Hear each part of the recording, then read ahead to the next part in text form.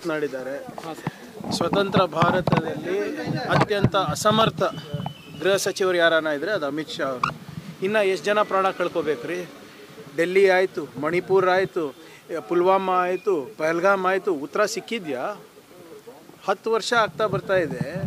ಈ ಒಬ್ಬ ಗೃಹ ಸಚಿವರಾಗಿ ವೇದಿಕೆ ಮೇಲೆ, ಚುನಾವಣೆ ವೇದಿಕೆಯಲ್ಲಿ ಹೋಗ್ಬಿಟ್ಟು ಭಾಷಣ ಮಾಡ್ತಾರೆ. ಬಾಂಗ್ಲಾದೇಶಿಗಳು ಬರ್ತಾ ಇದ್ದಾರೆ ನಮ್ಮ ದೇಶದಲ್ಲಿ ಅಂದರೆ ಯಾರ ಜವಾಬ್ದಾರಿ ಇದು? ಇದಕ್ಕೆ ಜವಾಬ್ದಾರಿ ನಾವು ಏನು ವಿರೋಧ ಪಕ್ಷದವರ? ಏನು ಹೊಣೆಗಾರಿಕೆ ಅನ್ನೋದಿಲ್ಲ, ಅಕೌಂಟಬಿಲಿಟಿ ಅನ್ನೋದಿಲ್ಲ. ಮಾತೆತ್ತಿದ್ರೆ ಅಭಿನವ ಸರ್ದಾರ್ ಪಟೇಲ್ ಅಂತ ಹೇಳ್ಕೊತಾರೆ, ಮಾತೆತ್ತಿದ್ರೆ ಚಪ್ಪನ್ ಸೀನಾ ಅಂದ್ಕೋತಾರೆ. ಇನ್ನು ಎಷ್ಟು ಜನ ಅಮಾಯಕರು ಪ್ರಾಣ ಕಳ್ಕೋಬೇಕು ಇವ್ರು ರಾಜೀನಾಮೆಗೆ?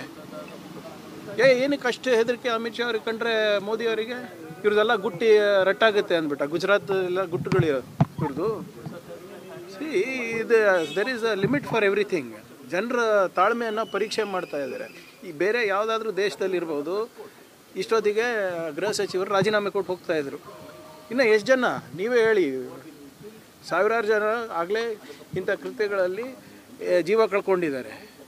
ಇಂಟೆಲಿಜೆನ್ಸ್ ಫೇಲಿಯರ್ ಆಗ್ತಾಯಿದೆ.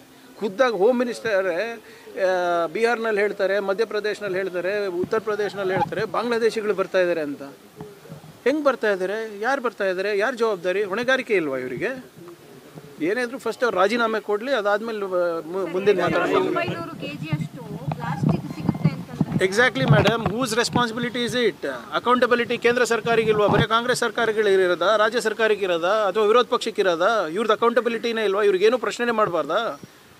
ಎಲ್ಲಿದ್ದಾರೆ? ಕರೆಸಲಿ. ಅವರೆಲ್ಲ RSSನವರು ದೇಶಭಕ್ತರು, ಕಳಿಸ್ಲಿ ಅವರಿಗೆ ಗಡಿಗೆ ಹತ್ರ.